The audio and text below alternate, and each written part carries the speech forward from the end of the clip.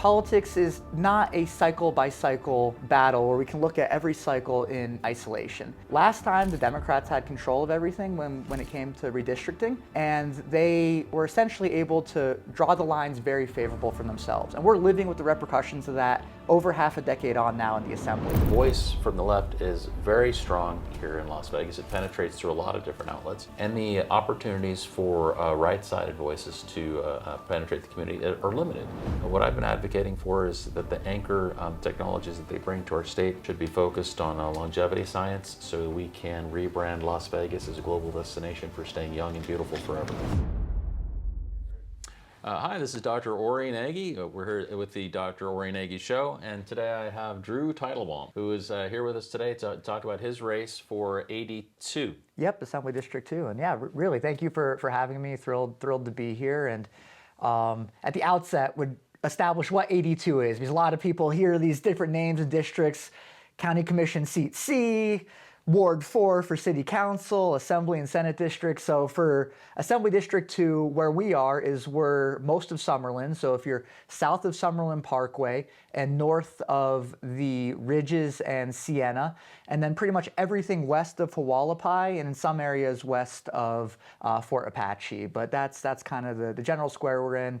More or less a 10-minute drive anywhere around downtown Summerlin. Nice. So just to the south of me here. Exactly. All right. So tell us a little about what you used to do before. Yeah. So before moving to Nevada, I moved out here about 5 years ago with my wife. I got a job out here, and that's what brought us out here. And we've kind of established our roots out here. We have a son, and our family's growing, and we're really happy out here. But for better or for worse, I'm actually a swamp born and raised. So okay. I was born and grew up in Arlington, Virginia, so kind of in the shadows of the federal government. And when you grow up so close to DC, although neither of my parents worked in politics, you're surrounded by it inevitably. And so I got interested in it from a young age, and would drive around with my mom to hockey practice, listening to Rush Limbaugh and kind of learning the conservative values that I hold near and dear today. But growing up in the swamp and in the DC area, I grew up in a very heavily blue area. So my county went like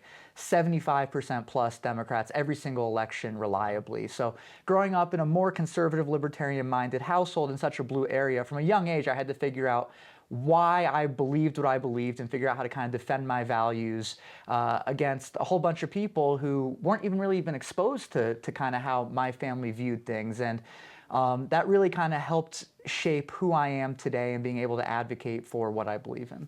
Well, that's great here in Las Vegas, where we have a lot more people coming in from California who are trying to blow up our state. Yes. But you know what? There's also a lot of people that know exactly why they're fleeing. And they're coming here and they're like, we don't want a California or Nevada, believe us, and I do appreciate that. Me too. So what made you decide to run for office here? Yeah, so it's an open seat. So the incumbent Assemblywoman Hedy Kasama, she's running for Clark County Commission now. So in some ways, I kind of took that as a sign. I didn't move to Nevada planning to run for office, but I did move here knowing I would stay involved in politics. And so I was a board member for the Nevada Republican Club. I know I've seen you at their events before, and really appreciate your participation with them. They're a great club. I am no longer on the board as a candidate. They don't endorse in the primaries, and you can't be a board member and be a candidate. So I'm no longer on the board, but was very involved in that club. I've been involved with conservative young professionals and with the YRs. And also, through my job, I served on the Government Affairs Committee for the Vegas Chamber. Oh, wow. And the Vegas Chamber is very involved in city, county, and state politics here. And they're a real force to be reckoned with, and a force for good. They have a really good team there.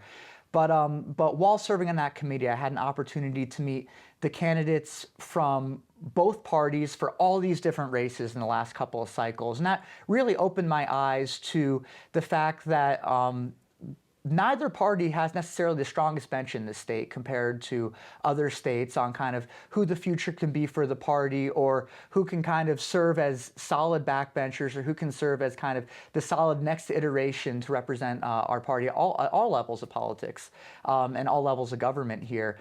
And so kind of from that experience, I got in my mind, well, the state legislature here is part-time. I really value my career and the career trajectory I'm on. So I wanted to figure out, okay, how can I give back and also still kind of keep my career going? Because the state legislature in Nevada isn't exactly a glorious position. They meet every other year. It's for 4 months up in Carson City. They get paid essentially nothing. You actually lose money doing the job. So you can understand why it's hard to entice good people in the state to jump into a position like that. But I feel like with my background in the federal government, my background in politics, I have the good mix of understanding politics and understanding policy to kind of help be a force for good up there. And so we're giving it a try.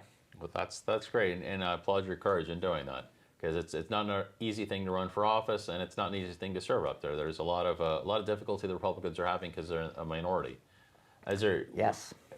What do you see as a way, other than if the Republicans don't take a majority of seats up there, how can you be an effective legislator for the people in your district during that period? Yeah, so right now, probably the best case scenario we're looking at for us at the state level this cycle is first and foremost getting Governor Lombardo reelected. That's super, super important, and everyone make sure you get out and vote for Governor Lombardo. The second is we have 3 very competitive Senate seats. So we have Senate District 8, 9, and 12.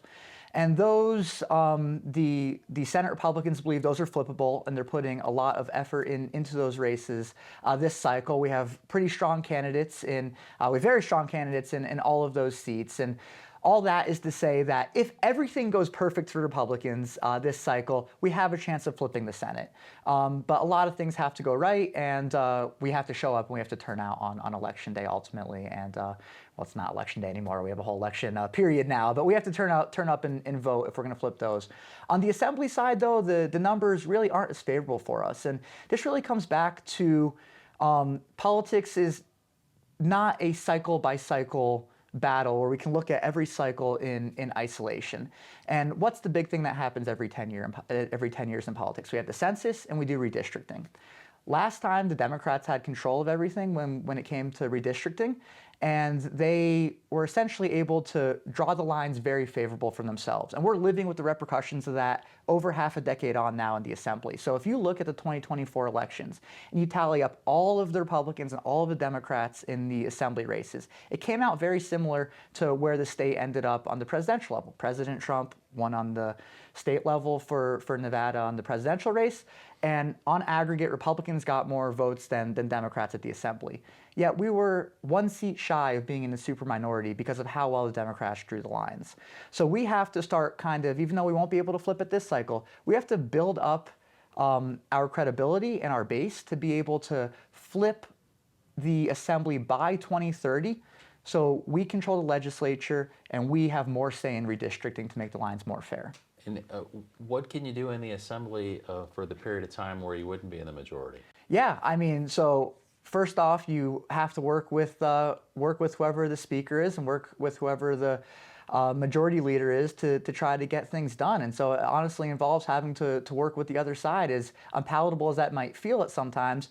One, you have to be calling them out when they're advocating for really bad things. So one of the things about a state legislature, and this isn't unique to Nevada, is a lot of people just aren't really necessarily aware of what's going on up there during session. And so to the degree that you can bring awareness to the public and help educate them on, hey, this really bad thing's about to happen, and regardless of whether you're Republican or Democrat, I think you see this as a bad policy as well, and now is the time to speak up. Because whether you're a Republican or a Democrat, whether you're in the majority or the minority, we're there to serve the people. When the people speak up and really get behind something, legislators do react to that. And we saw that last cycle with the film tax bill that came up. Very, very controversial, very, very heated in the arguments. There was a lot of passion on both sides. And frankly, it wasn't a Republican-Democrat issue. The fault lines in that political debate were very much not along traditional partisan lines. And a big part of that was because the grassroots, frankly, from both sides, from the right and from the left, came together. They didn't necessarily work together, but they were both unified in saying this is not an idea that we want for our state. And ultimately, it didn't pass. I think one of the things that you touched on there was the need to get the message out to the people about what the right way to look at things is, or what a fair way to look at things is. And that's something I've been talking a lot with my team about, is trying to figure out how Republican messages get out to the community. I think there's a lot of messaging that's the voice from the left is very strong here in Las Vegas. It penetrates through a lot of different outlets, and the opportunities for right-sided voices to penetrate the community are limited.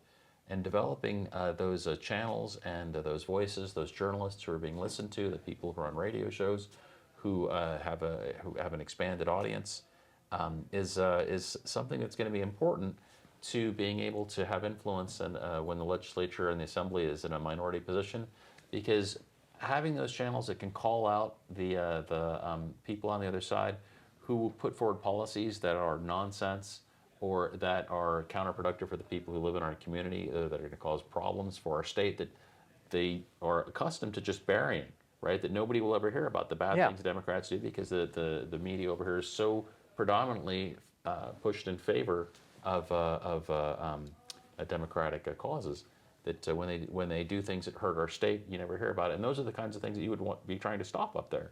Yeah, absolutely. I think we also can't let them retcon entire certain issues. So I'm sorry, you said retcon? Yeah, you can't let them take over kind of entire issues and own them themselves. And one of the areas where we've kind of seen this happen is just with the word justice and what justice means.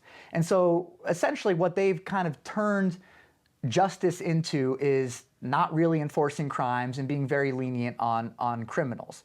And we can debate that all day. But I think when you look at kind of the repercussions of what their policies are, there are some downstream impacts of the things that we might not agree on with them and that we can hash out over time. But there's some downstream impacts where I think all people will agree, and we can start kind of poking holes in the impact and the narrative that they've tried to build. So one example of this is, you may have seen in the Review Journal a couple weekends ago, there was a big article about a double murderer being released from prison essentially less than halfway through his sentence. So there's some complexity with the Supreme Court actually stepped in on his case a while ago, so he had to be resentenced in 2020.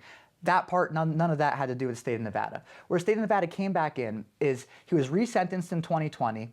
He murdered a 24-year-old mother and her 4-year-old son in the 1990s when he was a minor. Wow.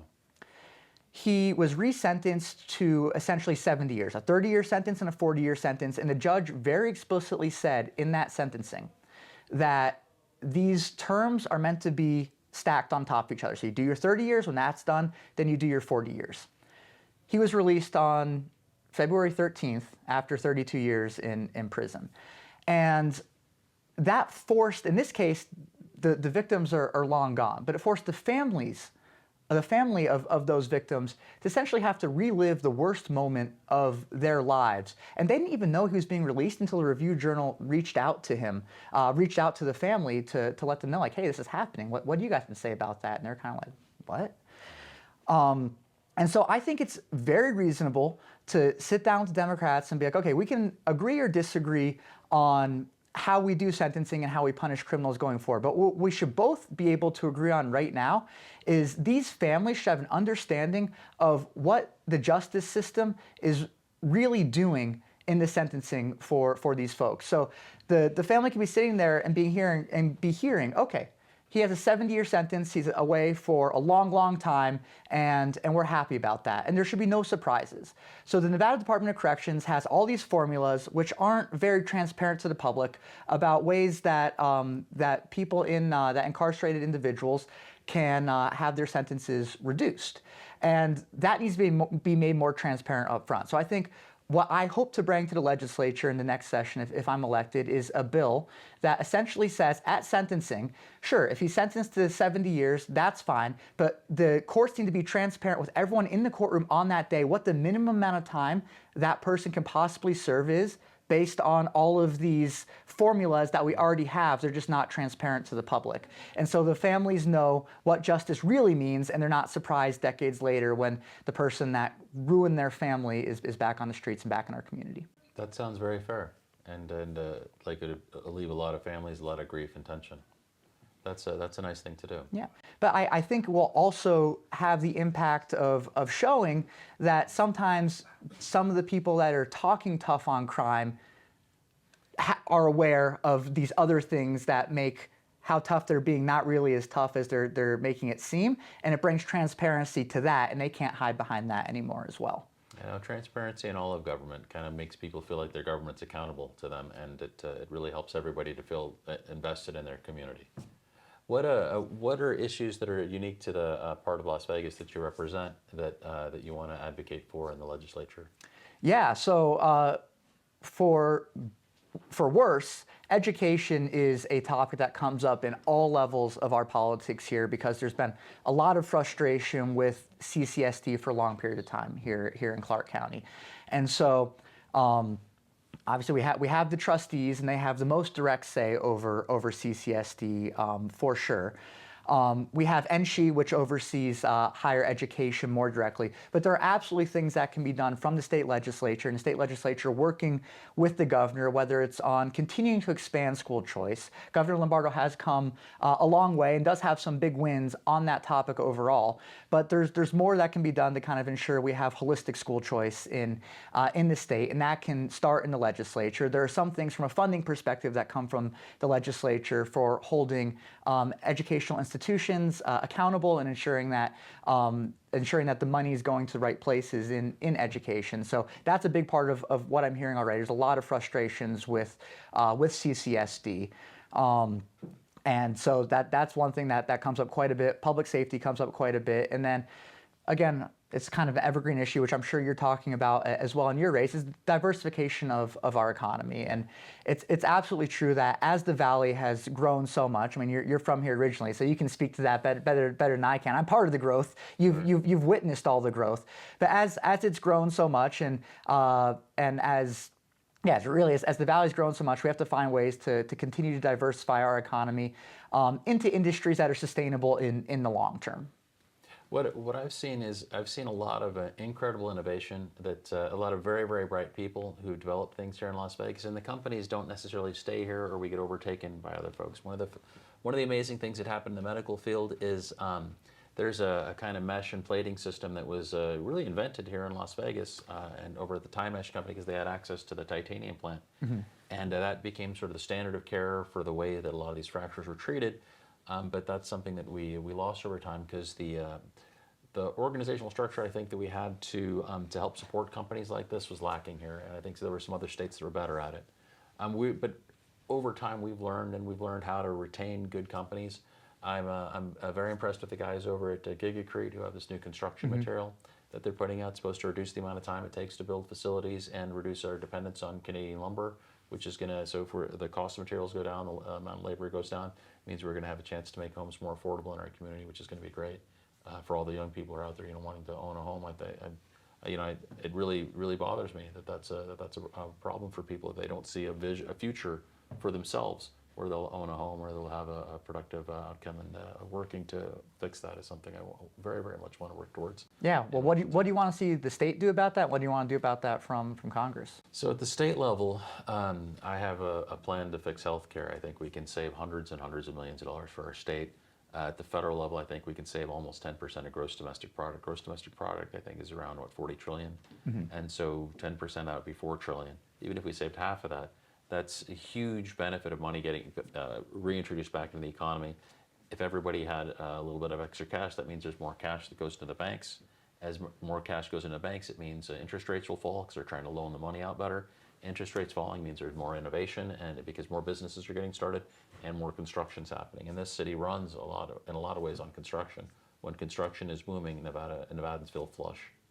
And so that's a big part of it. Is helping with construction, helping with affordability. I think from Washington, I want to help with the pipeline that's coming down from Wyoming to Salt Lake to Las Vegas to get us off of our dependence on Californian oil and oil refineries. I think to the extent that we can decouple our economy from theirs, we're going to be better off. 100%. And it'll be nice to see gasoline prices dropping from $4 to $2 something a gallon would be great for everybody here. Unfortunately, we're going the wrong direction on that. Some of the major refineries in California are on the verge of closing. They've announced they'll be closing over the next year to 3 years, I believe, is the period. And that's a huge problem for us. There are proposed pipelines from Texas that come up through Arizona. Right now, the one that's, I think, closest to becoming reality is actually going to go from Texas, or actually from the Great Plains down through Texas, through New Mexico and Arizona, through California, and then loop back to Vegas on the existing pipeline. And if there's ever a way that we can, as a state, work towards figuring out to either fork that pipeline in Arizona straight to us, or guarantee that the oil and gas that flows through that pipeline through California, since it's not developed in California, refined in California, they don't have to follow some of the CARB and other crazy California rules that we're impacted by, even though we're Nevadans. We live downstream of a lot of California policies that really, really hurt the affordability of our energy here. And that's a huge problem that we have to address, frankly, in short order. I'm happy to see that the governor put Bill Scroggins in charge of developing nuclear energy here in our state. I think America has a long history of having nuclear submarines, which are essentially modular nuclear reactors. And so we have the technology to get those up and running now. I'd like to see laws put into place that force the large data centers to produce their own electricity, so that the citizens of our state aren't subsidizing all the data centers that are going up. I think if they're going to profit on those things, those companies should be responsible for their own electricity needs. Yeah, but even with that, nuclear or not, for the data centers, there are also things that can be done on essentially which side of the meter are data centers charged on. And there are also other things you can do without having to wait for us to be able to have substantial amounts of new energy sources to work with the data center developers. Because look, data centers are part of our future for sure. AI is going to be part of our future for sure, and we have to make sure that we stay the best in the world on that. And so making sure we're not cutting ourselves off in the short term from development of the infrastructure that we need to be the technological powerhouse of the world. No disagreement with what you're saying at all. We need to do that, but we also need to make sure that we're doing the things that we can today by working with those developers to make sure that whether they're producing their own power or whether they're paying different rates or just not doing things. I think the state of Florida has already kind of gone really far ahead on this and essentially guaranteed that with data center development and new data centers coming online, that how they're charged for electricity going forward doesn't impact how the average consumer is charged and households are charged. One of the other guests I spoke with had talked about how the changing policies that the administration is having towards energy and electric vehicles, because now America has the natural resources or control enough natural resources to compete effectively with China, means that we may see a resurgence of the solar industry, which is great for Las Vegas because we have the best sunshine in the country, more days of sunshine than anywhere else. And it's great for us because we have the lithium mines here and several other rare earth metals that mean manufacturing facilities for batteries for those vehicles can happen here in Las Vegas. And that would mean a lot of jobs here for everybody in Nevada. So this diversification of the economy can happen that way. I've been part of a project at the city to bring a biotech incubator here to Las Vegas. When they put one in New Orleans, a city similar to Vegas in its terms of its focus on entertainment, but they put a biotech incubator there 20 years ago. It raised $900 million in business for the city. When they put one in Portland 15 years ago, it raised $600 million in business for the city. If we put one here now, I think over 20 years we can see $1 billion, $1.5 billion raised in investment for the city. Our focus for that, what I've been advocating for, is that the anchor technologies that they bring to our state should be focused on longevity science, so we can rebrand Las Vegas as a global destination for staying young and beautiful forever. The rest of the world right now is starting to provide gaming. Casinos are popping up all over the world. We're no longer unique in that aspect. And we have to have a reason for people to come here ahead of everywhere else. And if we're the world's leader in these kinds of technologies, everybody wants to stay young, everybody wants to stay beautiful. We have some of the best plastic surgeons in the country here. We have outstanding dermatologists and wound care experts, and I'd like us to bring the people who are the best in the country at stem cells and exosome therapies here to our state, and I think we're on the road to doing that. Well, you would know better than I will, but the Mayo Clinic has a brain or neuro facility here or research thing, right? The Cleveland Clinic has an affiliation with the Lou Ruvo Center. For a long time, the kind of research that they were doing there was focused more on data acquisition rather than delivery of cutting-edge therapies. Much more recently, really in the last 2 years, they have started now, I think, to focus more on delivering technologies that are going to start improving Alzheimer's disease. There's been a huge transformation in the field of memory and research and brain function, and an understanding of what it is that the underlying causes of Alzheimer's disease. and a lot of it has to do with the overall metabolism and energy utilization in our diet. Yeah. And that is going to transform, I think, healthcare in our country. We're going to be able to reduce healthcare costs substantially in our country by providing healthier foodstuffs in our nutrition and enabling everyone to be heavier. I'm a huge supporter of the MAHA movement that RFK has put out there. We were working on that before he got into office. We recognize that here in Las Vegas, we have the best chefs in the world, and we have the freshest food in the world shipped here every morning so they can prepare their meals. We have some of the best nutritionists in the country at the UFC, the NFL, the NHL, the WNBA. We have all the tools that we need to provide the most nutritious, delicious meals to the kids in our schools in the country, but we're not doing that right now. We have the 5th largest school district in the country. They provide around 330,000 meals a day. So that's an opportunity that we have. It's a large captured market. And we have the ability, if we provide innovative food products to them that make the kids healthier, we could in 2 years show that we had less obesity, less diabetes, less long-term health problems, improved athletic performance, improved academic performance, reduced mood disorders, reduced suicides, reduced school violence, reduced teacher assaults, and reduced school shootings. And we could prove that. So we brought on board onto this sort of nonprofit the former president of the Nevada School Board, current member of the school board, the president of the Nevada Association of School Administrators, one of the largest food producers for the Strip, the head of epidemiology for UNLV, the head of public health for UNR, the head of biostatistics for Touro University, the head of nutrition and a public health expert from Roseman University, the head of nutrition for UNLV, who introduced us to the head of nutrition for the NFL, the head chef and former head of nutrition for the Golden Knights.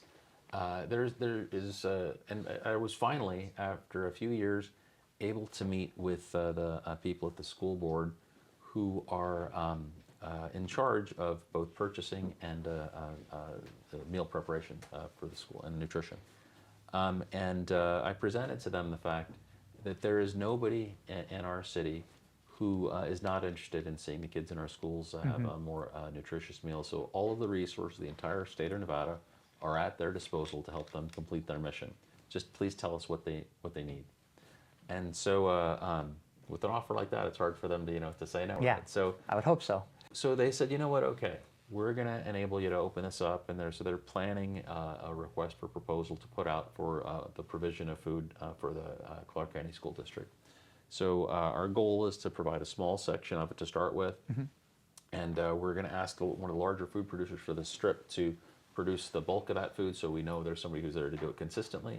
And we want to open it up to the numerous, restaurants and food producers here, if they can meet food standards that we prepare through these nutritionists that are, say, 5 to 10% better than the national standards just put out by RFK, then we'll be able to demonstrate at the end of 2 years with all those scientists, we'll be able to prove that our kids are doing better because they're abiding by these guidelines. And then 49 other states in the country are going on to copy what we just did here. And that means all those vendors, all those food producers, all those consultants are going to be in high demand all across the country, and it's going to mean millions of dollars coming into Nevada as we export this technology and food to the rest of the country. And all this can be done without raising a dime in taxes. So we're very excited about this, and all of it will make our children healthier, reduce healthcare costs, and long-term health problems. And the idea is that if you teach the kids how to eat healthy foods, that they will go back and teach their parents, and that we'll start to see a shift in the overall dietary pathways that the people in our state take. The other thing that will happen is because we have this captured market of 330,000 entities, it creates an opportunity for these small companies that utilize new nutritional technologies to build the economies of scale that will be necessary for them to compete in the larger markets around the country. Because we don't have a huge agricultural infrastructure here that could suppress new technologies from developing, or that might suppress them regulatorily from developing the market, I think we can win on this. And so that's a plan I have to help diversify our economy and make everybody healthier and reduce healthcare costs at the same time. So Makes a lot of sense. We're trying. I think there are a lot of people excited about it. So if we get the right guys in to lead the operation, I think we can. So we're looking for, we have a guy I think is going to be a good CEO, but we can definitely use help. So that's a direction we're looking. Awesome. So what else does From your perspective, what needs to get done in Washington that's going to help the people in your district, in Assembly District 2, just south of Summerlin Parkway, to have better lives over the next 2 years? Yeah, I mean, generally speaking, Washington needs to stay out of people's way. Thank you. Agreed. So when we start with first principles and look at it that way, that's one of the great things about having a part-time legislature here. You can look at next door in California, where they have a full-time legislature, or even a state like Pennsylvania, Commonwealth like Pennsylvania, where they have a full-time legislature. When they're sitting around thinking about how to solve things 24/7, in the long run, I think that creates more issues than it solves. And I'm really happy that we still have a part-time citizen volunteer legislature here, and I really hope that that doesn't change in the long run. There are some murmurs and people saying, oh no, they need to be up there in Carson City more, they need to whether it's extending session, having session every year, turning it into full-time. I can see a lot of issues in like the national security and defense space where that would be potentially problematic, but there are places where it's good as well. So right now, the DC, so every few years, there's a relatively arcane provision called Section 702, which is some of the authorities given to the intelligence community on how they can do collection of intelligence. And that is something that has to be renewed every X number of years, and that's coming up again right now. And every time it comes up, it's a big debate. It gets pretty controversial. It's one of those issues that doesn't necessarily split along partisan lines. It's usually a little bit more the uniparty versus the civil libertarians, and kind of how that splits out. And so things like that, it's already in place, and there's nothing that's stopping Congress from choosing to do that for any other kind of law or regulation that they promulgate. Can you tell people what's your day-to-day job? That so if they wanted to support you so that you can run for office, they could send business your way to help you out. What is it that you do day to day? Yeah, so I work in commercial aviation, but I'm running for office kind of as myself. It has nothing to do with my employer, and my employer is they know I'm doing this. They're supportive of it, and I really appreciate it. I really enjoy my job, and I do appreciate that they recognize that I want to be able to give back to Nevada in this way, and they're willing to let me go along and do that. But that's one of the downsides of having a part-time legislature and trying to recruit people for it, is we do have to have people that need the flexibility or ability, period, to step away from their career. So we have a lot of folks that are retired or in careers, or small business owners where they have the flexibility to do that, but normal W-2 employees like myself, and a lot of us in the state, we don't really have that ability necessarily. I'm in a fortunate position where my employer knows I'm doing this, and they're on board with it. If you had a message that you wanted to give out to voters now, what would be the most important thing you want them to do to help you to win this seat? We have to turn out. We have to show up. Off-year elections, naturally, you have less turnout. President Trump was able to drive a lot of Nevadans out last time, and that was both people that supported him and people that didn't support him, but it got people very excited. Trump isn't on the ticket this time, as much as some people on both sides might want to say he is. He's not. In midterm years, turnout is lower, but if we can turn out at higher levels than we usually do, we can really help start turning the ship in the state. So that's Drew's message. Go out and vote. Go tell your friends to vote. Get more people, to get involved in politics, to sign up to become Republicans, and to help us win, because the fate of our country and of our state is at stake. Thanks so much. I'm Dr. Rory Nagy, running for U.S. Congress in Nevada's 3rd Congressional District. And this is Drew Teitelbaum, running for Assembly District 2. Two good conservatives here in Nevada. Vote for us. Thanks. All right, thank you. This podcast is a campaign communication paid for by Nagy for Congress and authorized by me, Dr. Nagy. The views and opinions expressed by guests are their own and do not necessarily reflect the views of the campaign or its affiliates. Discussions are intended for informational and conversational purposes only and do not constitute legal, financial, or professional advice. Any references to public policy matters reflect general positions and priorities at the time of the recording and are subject to change based on legislative process and voter input.